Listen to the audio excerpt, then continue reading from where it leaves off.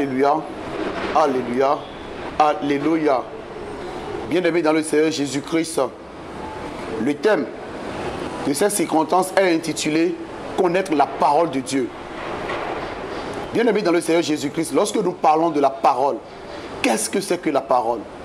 Et comme nous l'a dit Jean 1er, verset 1, il dit ceci: au commencement était la parole, et la parole était avec Dieu, et la parole était Dieu. Elle était au commencement avec Dieu. Toutes choses ont été faites par elle, et rien de ce qui a été fait n'a été fait sans elle. En elle était la vie, et la vie était la lumière des hommes. Bien-aimés dans le Seigneur Jésus-Christ, nous comprenons par là que la parole simplement, c'est Dieu lui-même. Parce que l'Écriture nous dit qu'au commencement était la parole. Toutes choses ont été faites par la parole. La parole est très importante. L'évangile est très important. C'est pourquoi David disait dans Psaume 119, verset 115, « Ta parole est une lampe à mes pieds et une lumière sur mes sentiers. » Psaume 119, verset 115, qui dit ceci. Nous allons lire pour qu'on ne dise pas que nous sommes en train de créer. Psaume 119, verset 115. Ta parole est une lampe à mes pieds et une lumière sur mes sentiers. Bien-aimés dans le Seigneur Jésus-Christ, la parole est très importante. Et sans la parole, nous ne pouvons rien. C'est pourquoi il est nécessaire de connaître la parole de Dieu. Nous devons connaître la parole de Dieu pour savoir comment nous devons marcher. Et c'est ce que l'épître de Paul à Timothée, deuxième épître de Paul à Timothée, chapitre 3, deuxième épître de Paul à Timothée, chapitre 3, verset 16, qui dit ceci: toute écriture est inspirée de Dieu et utile pour enseigner, pour convaincre, pour corriger, pour instruire dans la justice, afin que l'homme de Dieu soit accompli et propre à toute bonne œuvre.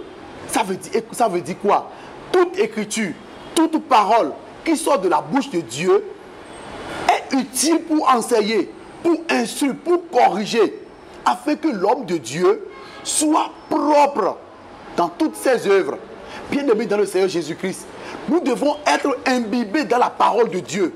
Sinon, nous ne sommes rien dans la parole, nous ne sommes rien devant Dieu. Nous devons marcher, écouter la parole de Dieu, méditer chaque jour que Dieu fait la parole de Dieu. Sinon, la Bible nous déclare dans Proverbe 28, verset 9, que si nous n'écoutons pas la parole et que nous ne mettions pas en pratique les commandements de Dieu inscrits dans cette parole, notre prière même est une abomination.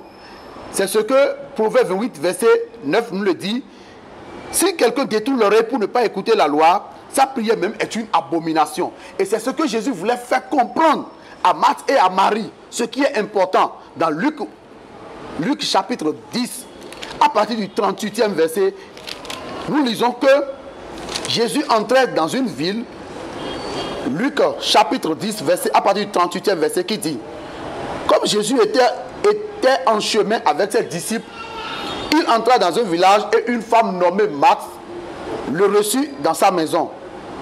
Elle avait une sœur nommée Marie qui s'était assise aux pieds du Seigneur, écoutait sa parole.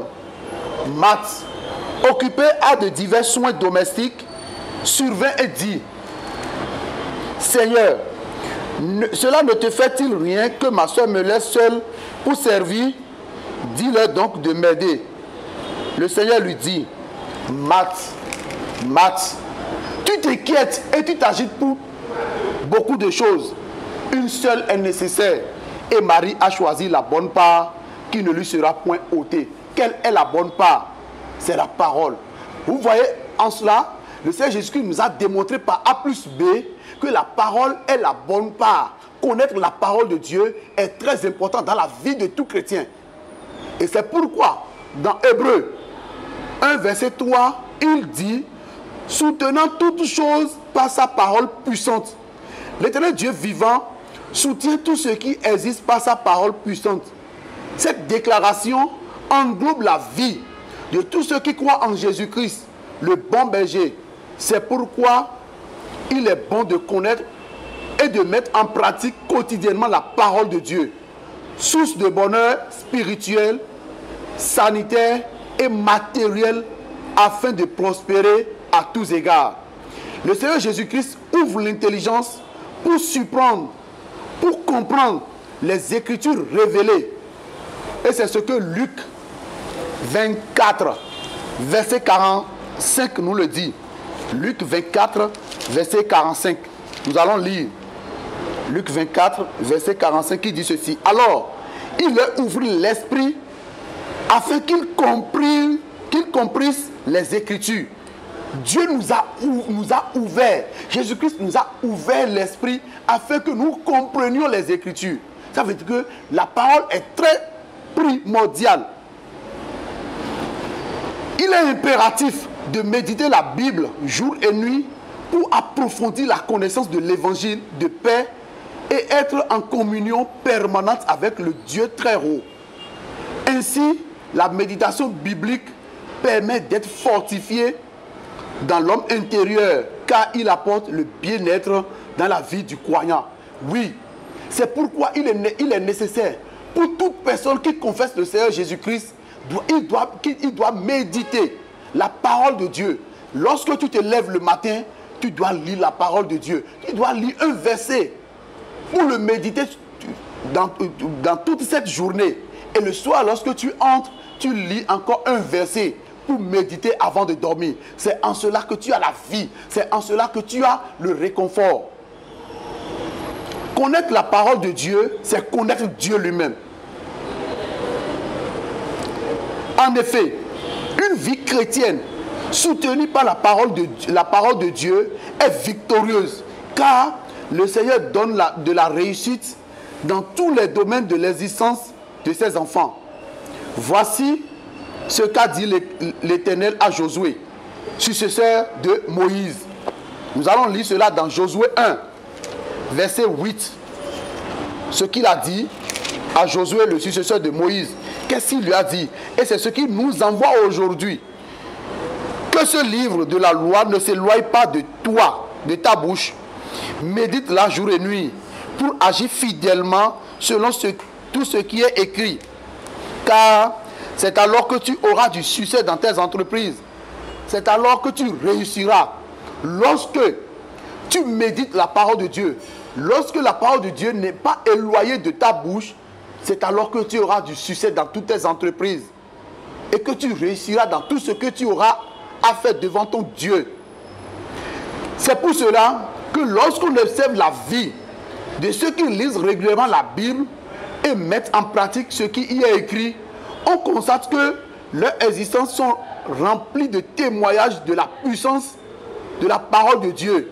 Car l'Éternel, notre Dieu, agit en faveur de ceux qui espèrent en lui, le Tout-Puissant, leur donnant du succès dans les entreprises. Néhémie 2, verset 20. Bien-aimé dans le Seigneur Jésus-Christ, chrétien céleste, chrétienne céleste, toi qui me regardes en ce moment, la méditation des Saintes Écritures ne s'effectue pas comme il s'agissait d'un roman ou d'un magasin ou bien d'un journal. Mais avant de lire la Bible, il convient de demander au Seigneur Jésus-Christ, par la prière, l'intelligence, la sagesse et la révélation. En effet, la révélation des paroles du Très-Haut est claire. Elle donne l'intelligence aux simples. Dévoile Psaume 119, verset 130. Nous allons relire encore. Psaume 119, verset 130. On avait lu Psaume 119, verset 105. Allons maintenant au niveau du verset 130 qui dit quoi? La révélation de tes paroles est claire. Elle donne de l'intelligence aux simples.